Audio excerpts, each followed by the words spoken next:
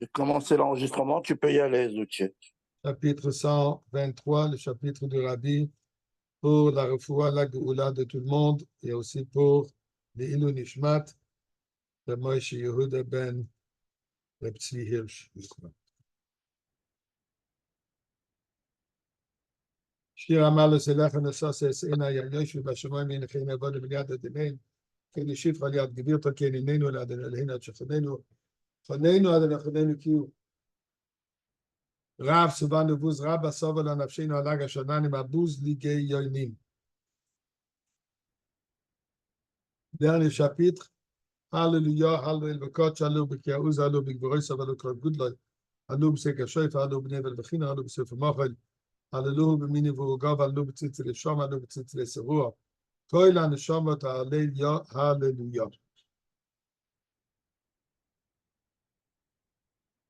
Le nom de la tzedaka.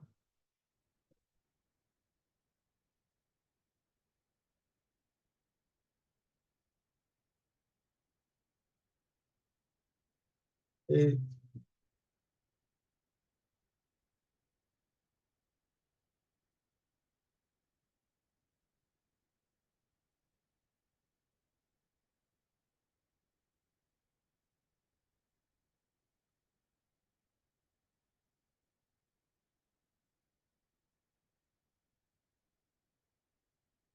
sujet que je voulais aborder,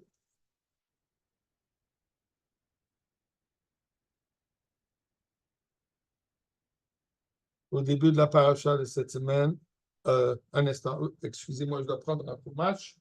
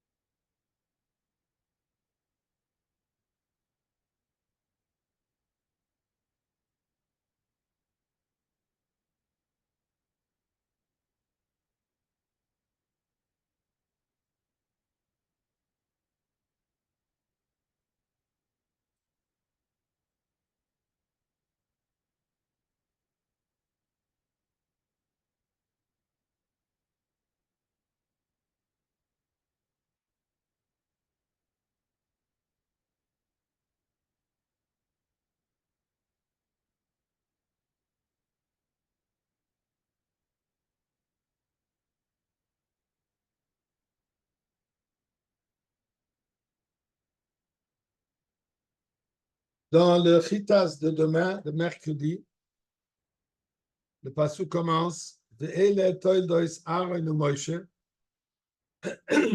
V'yoim diber Hashem es Moshe bahar Sinai.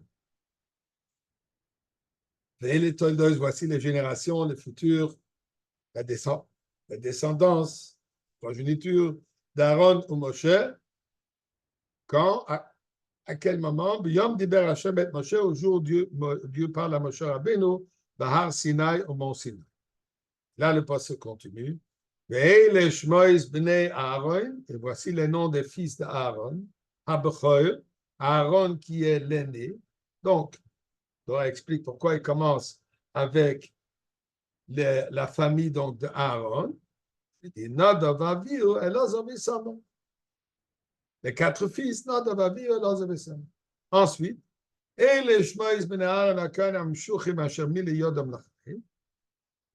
Voici les fils de Aaron qui ont continué la mission de Aaron, en d'autres mots, qui sont aussi les Kohanim qui ont servi dans le Mishkan. Il dit, Nadav Avihu, ils sont décédés, Vayom as Nadav Avihu lefnei Hashem bikrovam, Vakrivam Yivzor lefnei Hashem bibasidai. Et au Vonim lo hoyolehem, Nadav Avihu n'ont pas eu d'enfants, donc eux, ils ont disparu de la scène. Et donc, c'est Elazar et Isamar qu'eux, ils ont pris la relève. Et ensuite, la Torah continue à nous raconter tous les travaux des Lévi'im, etc., etc. La Torah commence avec les paroles, le pasuk donc commence, Ve'ele toldot Aaron ou Moshe. Alors, on s'attend qu'après avoir mentionné les enfants, les fils de Aaron, puisque lui, il est l'aîné, ensuite, quelque part, il devrait marquer les fils de Moshe Rabbeinu. On ne trouve pas. Il n'y a pas mention plus tard, ici en tout cas, des fils de Moshe Rabbeinu. Qu'est-ce qui se passe? Commence à dire les toldos de Aaron et Moshe, alors il devrait nous dire aussi les fils de Moshe. Viens Rashi dit la chose suivante. Et les toldos de Aaron et Moshe, il ne mentionne que les fils d'Aaron. Mais quoi? Les fils d'Aaron aussi sont nommés, sont aussi considérés comme les enfants, les fils de Moshe. Pourquoi? Les fils chez Limdam Torah, puisqu'il les a enseignés la Torah.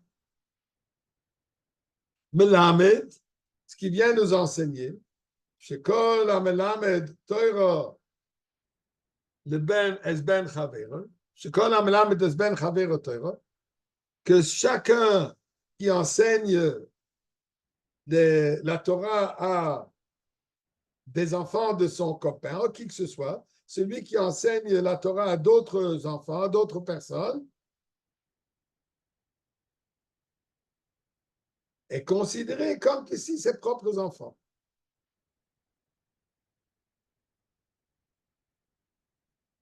Donc, pour cela, il n'y a pas marqué.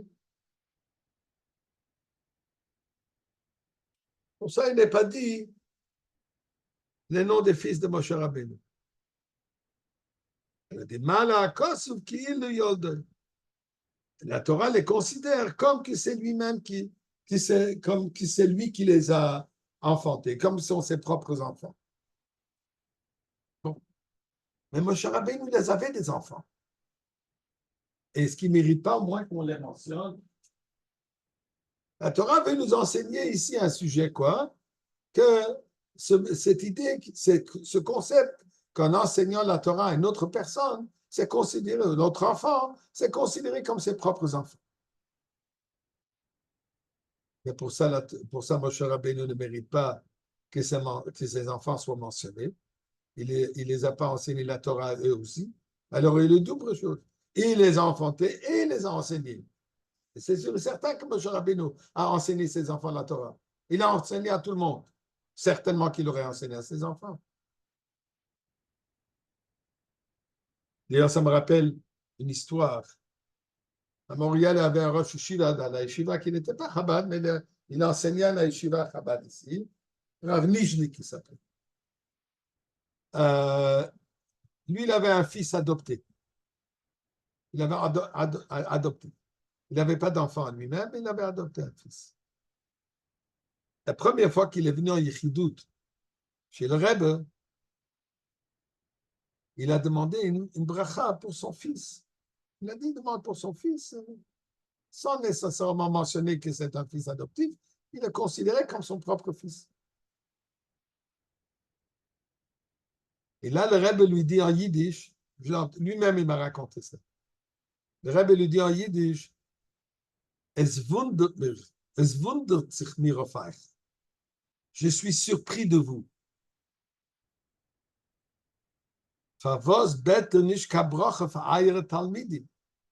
Pourquoi est-ce que vous ne demandez pas une bracha aussi pour vos élèves? Vos élèves sont comme vos propres enfants. Alors le Rebbe lui dit, je suis surpris que vous ne demandez pas une bracha pour vos élèves. C'est ce que Rashi nous dit ici, que celui qui enseigne la Torah à quelqu'un d'autre, c'est considéré comme son propre fils.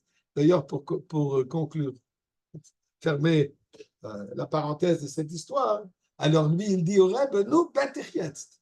Alors je demande maintenant. Alors le Rebbe lui dit apparemment avec un sourire, pour cela, tu reviendras une autre fois. Pas maintenant. D'autres mots, maintenant, ça ne marche pas. Maintenant, je te l'ai dit, tu vas revenir une deuxième fois. Donc, la Torah nous enseigne ici ce concept que Talmidim sont des banim. Mais ça ne répond pas à la question pourquoi ils ne sont pas mentionnés du tout. où est-ce qu'on retrouve? Où est-ce qu'on trouve ces enfants? Alors, au début de Shemot, là, la Torah nous dit que Moshe Rabbeinu, il a eu 2 enfants. Et comme il y a marqué plus tard chez Yisroel, quand ils sont venus finalement, quand ils sont venus au Midbar, avant Matan Torah, ils sont venus avec leur mère et avec leur grand-père Yisroel. Nous savons que Tzipora, c'était la fille de Yisroel. Et il avait les 2 enfants. Et Rashi, le passage de nous dire, il avait Gershon. Pourquoi il appelait Gershon? Puisqu'il a dit Ger Hayisi Be'eretz Nachria. Moshe Rabbeinu le nomme Gershon. Ger Hayisi Be'eretz Nachria. J'étais un étranger dans un pays étrange. Et le deuxième, il appelait Eliezer en disant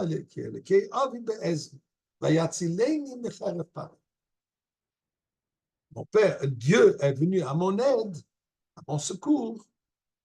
Quand Paro voulait le tuer, Dieu est venu à son secours de Moshe Rabbeinu. Alors il a appelé son fils, le deuxième fils, Eliezer. Donc, ça sont les 2 fils qui sont mentionnés dans la Torah. Alors, la première fois au début du Shemot, quand ils sont nés, et là, il y a marqué qu'il est parti quand Dieu l'a envoyé pour délivrer Am Israël d'Égypte. Il est parti avec, il a pris sa femme et ses enfants, et ensuite, Aaron, qu'il a rencontré en chemin, il dit, où est-ce que tu vas? Il dit, je vais à Mitzrayim. Il dit, pourquoi tu amènes ta femme et tes enfants? Ça suffit, ceux qui sont déjà là-bas en esclavage, en exil, tu n'as pas besoin d'amener encore. Alors là, Moïse Rabbeinu a renvoyé Tzipora et les enfants chez Israël. Ils sont restés à Midian jusqu'à que Israël et Tzipora les ont amenés au moment avant Matan Torah. C'est tout ce qu'on trouve de leur part. On ne trouve rien. Et pourquoi? Aaron à Cohen a mérité que Lazare et Sama sont devenus, ils ont pris la relève. Quel père, quel parent n'attend pas, ne veut pas, ne prie pas d'avoir un suivi, d'avoir une suite à lui, que ses enfants méritent de prendre la relève. Et pourquoi est-ce qu'on ne trouve pas que Moshe Rabbeinu, que les fils de Moshe Rabbeinu ont joué un rôle quelconque? Rien, absolument rien. Non seulement ça, quand vient le temps que quelqu'un prenne la relève de Moshe Rabbeinu, Dieu dit quoi? Yoshua, c'est lui qui va prendre ta relève. C'est lui qui était à tes côtés tout le temps, donc lui mérite de prendre la relève après toi. Et pourquoi pas les fils? Qu'est-ce qu'il y a avec ces fils qui ne méritent pas? Pourquoi est-ce que Moshe Rabbeinu n'a pas mérité, comme chacun qui attend, qui ne demande que ça, d'avoir des enfants, des Talmidei Chachamim et des Tzadikim? Et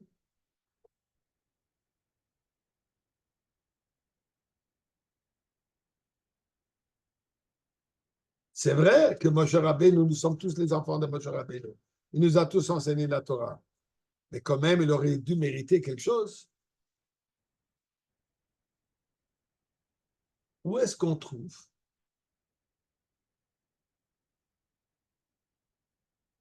Quand est-ce qu'on trouve quelque chose relié à Moshe Rabbeinu? D'ailleurs, dans un endroit pas très favorable, pour dire la moindre des choses. On se souvient de l'histoire de Pesel Micha, de l'idole de Micha. Dans Shoftim, on nous raconte, à un certain moment, il n'y avait pas de leadership. C'était le chaos. Ish kol hayosho be'einav yas. Chacun faisait la loi, chacun faisait ce qu'il voulait. Il y avait un certain individu, Micha,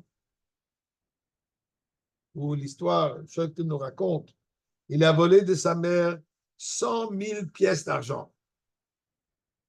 Non, je m'excuse, 1100 pièces. Je colle de caisse. Sa mère a entendu qu'il a volé. Sa mère a attendu que ça a été volé. Sa mère a maudit la personne qui a volé. Il est vite revenu et il a rendu cet argent à sa mère. Et là, la mère lui dit, moi, j'ai offert cet argent à Dieu. J'étais magnifique cet argent.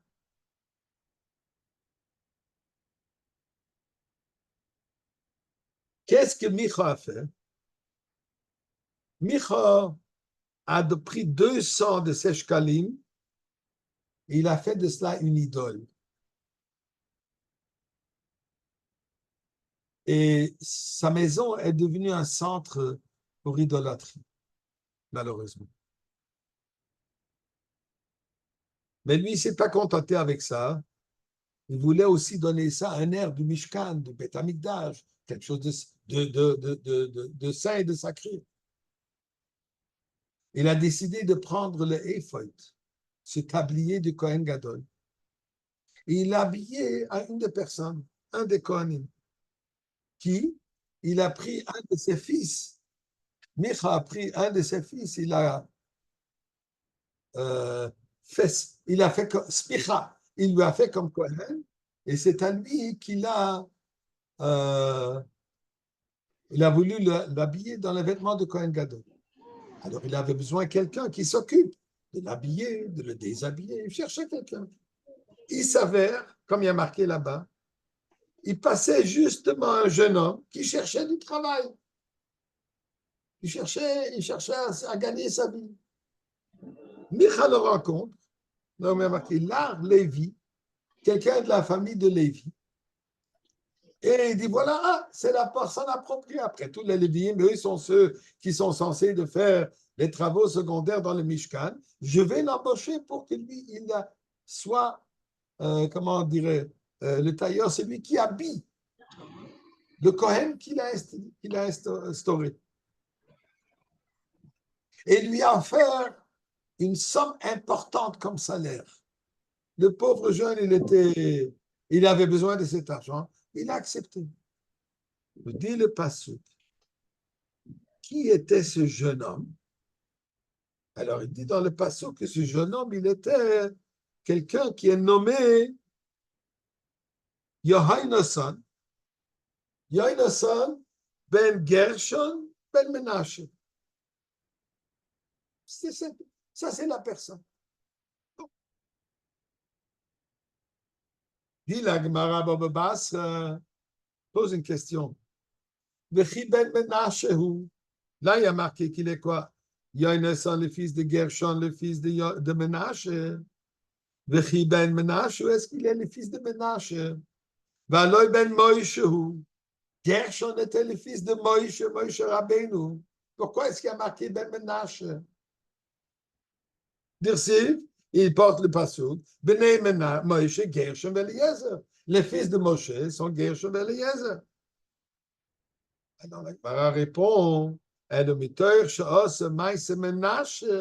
étant donné que lui, il a agi comme Menashe a agi, nous savons que Menashe était celui qui a introduit de l'idolâtrie Beth Amikdash durant son règne. Alors, étant donné que lui s'est comporté comme Menashe, alors il attribue à Menashe. Mais en réalité, c'est Moïse Rabbeinu.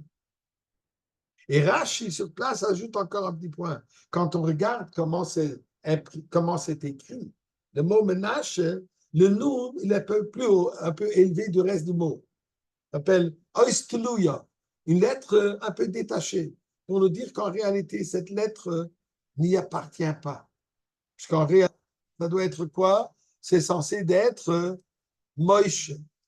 C'est pas censé d'être Menashe. C'est censé d'être Moïse. Alors pour cela, le nom est un peu comme détaché. Et donc, en réalité, qui était ce Yohainason? Ce Yohainason était malheureusement le petit-fils de Moïse Rabbeinu. Malheureusement. Aussi, il y a marqué, les Mefarshim disent que aussi c'est marqué au nom de Moïse, pas au nom de Moïse, pour protéger l'honneur de Moïse Rabbeinu. Pour qu'on ne dise pas que Moïse Rabbeinu, malheureusement, avait un petit-fils qui est devenu malheureusement servi des idoles, Rahman al-Islam. C'est ça ce qu'on trouve à propos de le petit-fils de Moïse Rabbeinu. Malgré le fait, il faut bien sûr ajouter que plus tard, dans Divrei Hayamim, là il y a marqué Bnei Gershon Shevuel, fils de Gershon Shevuel. Là il y a marqué qu'il a reçu un poste important dans le ministère des Finances. Et là il dit Bnei Gershon, parmi les fils de Gershon Shevuel. Alors il dit qui est ce Shevuel? Alors là il y a marqué Ben Gershon Ben Moïse. C'est aussi un descendant de Gershon qui est le fils de Moïse. Dit la Gemara Baba Basra, encore c'est dans le même endroit de la Gemara, hein. Il dit Vechi Shevuel Shmoel. Pourquoi est-ce qu'on l'appelle Shevuel? Ben, le Yoines Shmoel, son nom est Yoines, pas Shevuel. Où est-ce qu'il a pris ce nom Shevuel? Alors il dit Rabbi Yochanan répond Sheshav lekeil bechol liboy. Shevuel veut dire Shav lakeil. Il a fait teshuva. Il est revenu à Dieu. Donc, ça, nous trouvons de l'historique des enfants, au moins d'un enfant. D'Eliezer, on ne trouve rien. La seule chose qu'on trouve d'un descendant de Gershon, que malheureusement, il est devenu associé, si on peut dire, un accessoire au moins, pour l'idolâtrie. Et ensuite, il a fait la teshuva.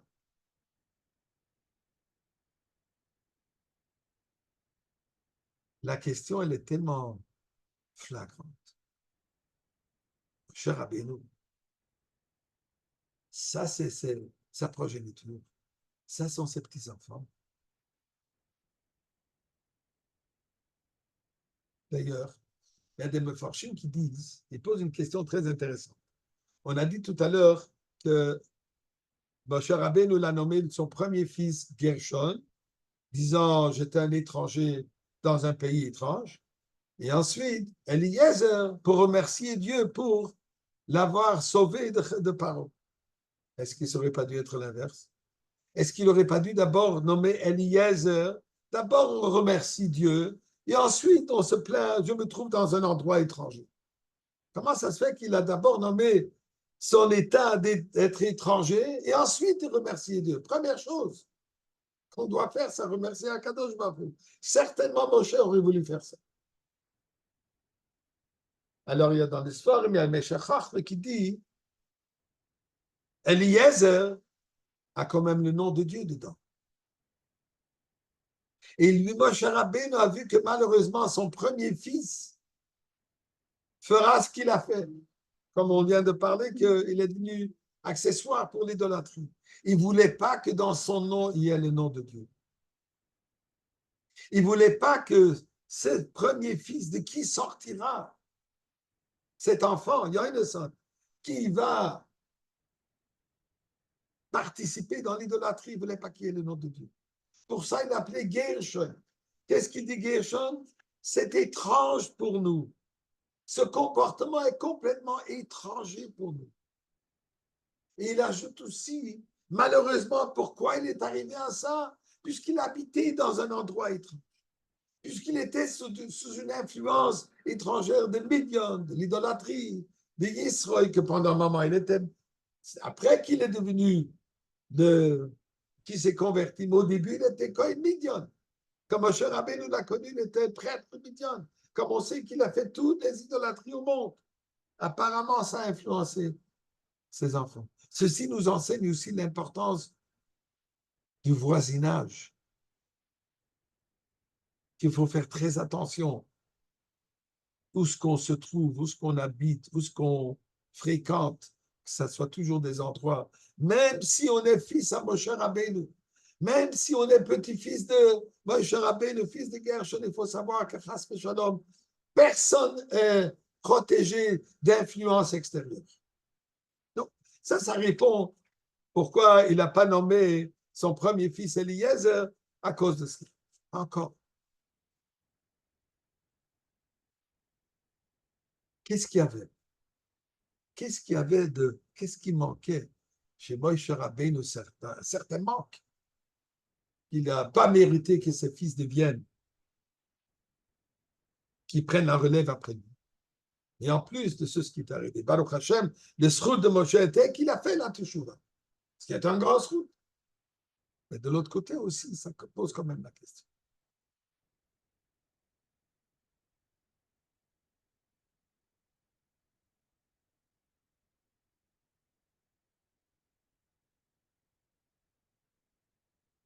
La Torah nous enseigne ici un concept fondamental. Moshe Rabbeinu, c'est quoi? Zichru Toiras Moshe. Moshe Rabbeinu, avec toutes les autres choses qu'il a faites, il nous a sortis d'Égypte, il nous a donné la manne, il nous a donné l'eau quand c'était nécessaire, il nous a menés, il nous a guidés, il a fait tout pour nous. Mais le point essentiel de Moshe Rabbeinu, c'est quoi? La Torah. C'est Torah Moshe.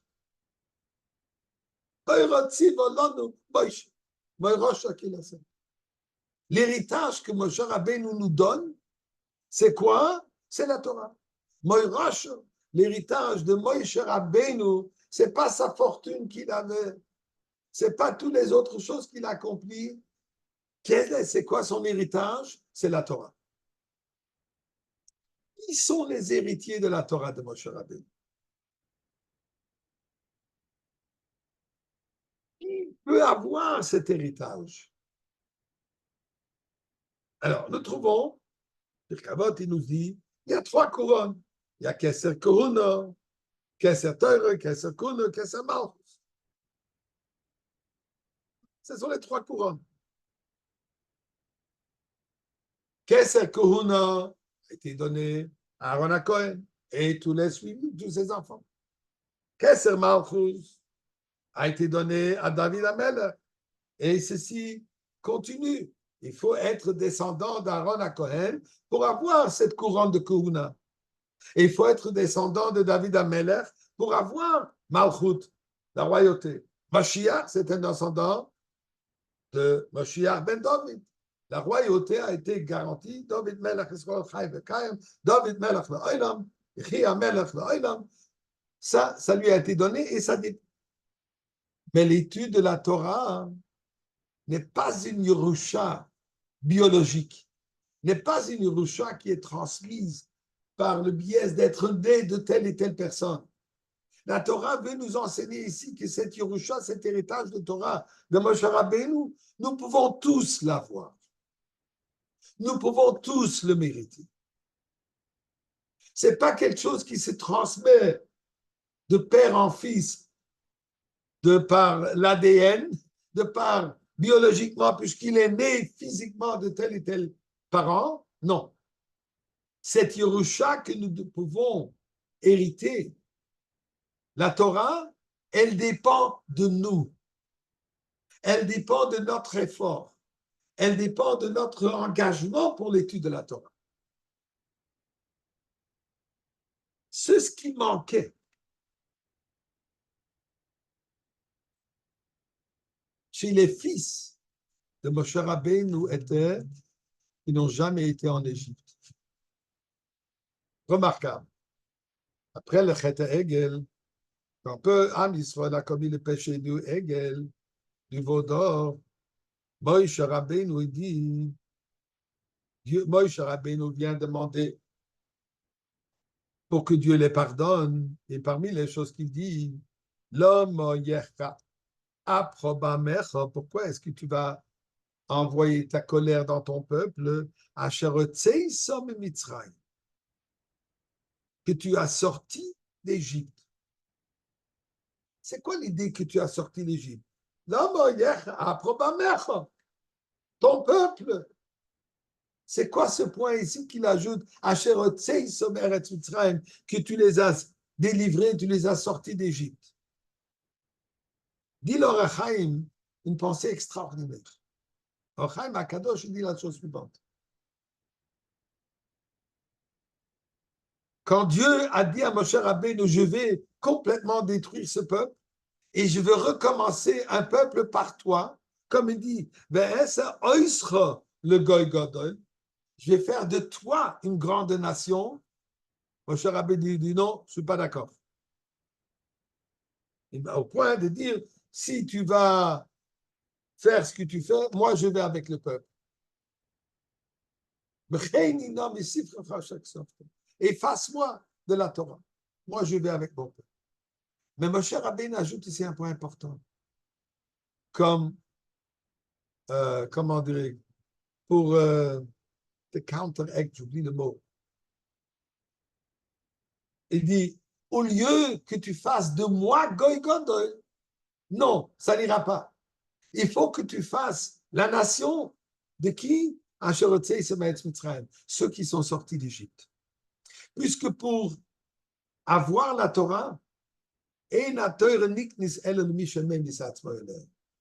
pour mériter, pour hériter la Torah, il faut que ça vienne avec de l'effort. Comme il y a marqué, celui qui se tue pour. Comme on trouve Rabbi Eliezer ben Horkenos, jusqu'à l'âge de 28 ans, il ne connaissait rien. Ce n'est qu'à l'âge de 28 ans qu'il a commencé à étudier et il est parti voir. Il est parti à la Shiva de Rabbi Yochanan ben Zakkai. Si je ne me trompe pas. Un instant, j'essaie ici quelque part. On va retrouver ces détails. Je ne veux pas faire des erreurs.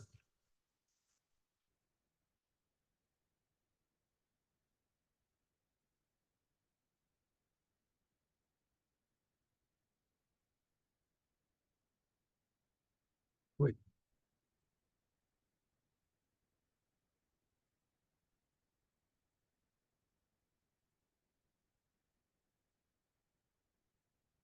M'excuse.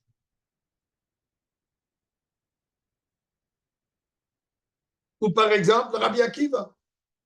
Rabbi Akiva ou Rabbi Meir, qui sont reliés à des guérim, ils ont tout renoncé et de Messire Nefesh, ils sont partis étudier la Torah. Donc, il nous dit ici que qui mérite la Torah, ce n'est pas celui qui est biologiquement son fils. Aaron, lui, transmet la Koruna. Oui, ça, c'est Nadav Aviv qui malheureusement sont décédés. Mais pour transmettre la Torah à la prochaine génération, pour que la prochaine génération le mérite, ça, il faut que cette génération se donne à cela. Donc, dit l'Orachaim, c'est ça ce que Moïse Rabbeinu nous dit à Dieu. Non, il faut que tu sauves le peuple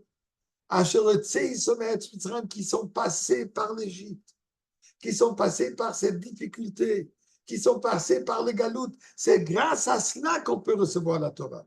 Celui qui n'est pas passé par ces moments durs de la paix. Les enfants de Moshe Rabbeinu, ils n'ont jamais été en Égypte. Même comme Moshe Rabbeinu vous les amener pour visiter pour un moment, même là, ils sont repartis. Aaron les a renvoyés. Donc, eux n'ont jamais eu ce route et n'ont jamais eu ce Messirut Nefesh pour la Torah. Donc, malheureusement, ils n'ont pas pu l'avoir au même niveau que le reste.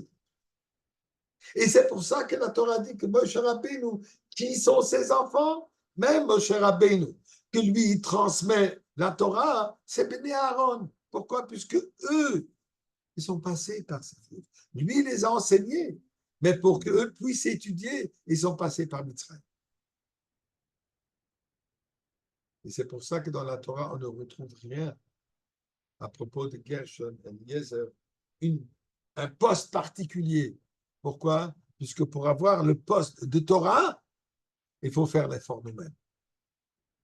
Et c'est ça ce que Rashi dit.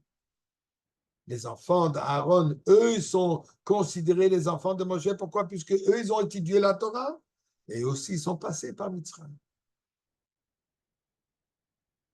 Ce qui nous enseigne quelque chose d'extraordinaire. Mi Moshe ad Moshe, ça est marqué par rapport au Rambam. Moshe Rabbeinu ou Goyel Rishon ou Goyel Achron. Moshe Rabbeinu, lui, est le premier rédempteur et lui, il est le Mashiach. C'est lui qui nous délivre de maintenant. Remarquable. Moshiach, non plus n'a des enfants physiquement, des enfants biologiques. Quand un jeune petit garçon, le fils de Chesed Halberstam, un jour a demandé à la Rebbetzin, il est venu visiter chez la rabbinite, la Rebbetzin Chaim Mushka, à la maison, et c'est la première fois qu'il est venu, il s'attendait à jouer avec des enfants. Il n'y a pas d'enfants dans la maison. Alors ce petit enfant demande à la Rebbetzin, Rebbetzin, where are your children? Rebbetzin, où sont tes enfants? Et la rabbinite de répondre, meine Kinder seien in the 770. Mes enfants sont au 770. Exactement c'est ce que Rachel nous dit ici. Les enfants de Moshiach, c'est nous. Les enfants de Moshiach, c'est tous ceux qui étudient sa Torah. C'est tous ceux qui se donnent à sa shlichut. C'est tous ceux qui suivent ses enseignements. Nous sommes les enfants de Moshe Rabbeinu. Nous sommes les enfants de Moshiach. Mais pour mériter, on passe par le galut. Comme pour étudier, comme pour mériter la Torah que Moshe Rabbeinu a enseignée, il fallait passer par Mitzrayim. La même chose, les enfants de Moshiach, que nous qui sommes la génération qu'on mérite, les galus de Melech HaMoshiach, le dévoilement de Melech HaMoshiach, on passe par Mitzrayim. On passe par cette obscurité. Et c'est certainement depuis 30 ans que nous passons un moment extrêmement obscur. À savoir que ceci nous mène à pouvoir étudier Torah Sechel Moshiach. La Torah de Melech HaMoshiach qui va nous dévoiler, on va mériter de le comprendre, de l'étudier et de l'approfondir, d'intérioriser et que ça devienne partie intègre de nous-mêmes. Pourquoi? Puisqu'on est passé par Mitzrayim. Alors nous prions à Kadosh Baruch Hu. Le Mitzrayim, il dure déjà trop long. Ça suffit. Il est temps qu'aujourd'hui même, on mérite déjà que le Rebbe Melech HaMashiach se dévoile et qu'il nous sort du Galout. Et tous entendre, on va étudier Torah Chadosh Mepivlet. Nouvelle Torah, la nouvelle dimension de la Torah qui sortira de sa bouche. Et ça veut dire qu'il sortira de sa bouche, comme il y a marqué chez Moshe Rabbeinu. Shrina medaberes mitorah. La Shrina qui parle de la gorge, la même chose de Moshiach, c'est Dieu lui-même qui parle à travers sa gorge, qui parle à travers ses cordes vocales, qui nous transmet et qui va nous transmettre la Torah d'Agoula et que Dieu fasse que ça soit maintenant. Et on se donne rendez-vous à l'entrée du Beth Amikdash. Na. Chi Adonenu Moreinu V'Rabbeinu Melech HaMoshiach Yom Boed.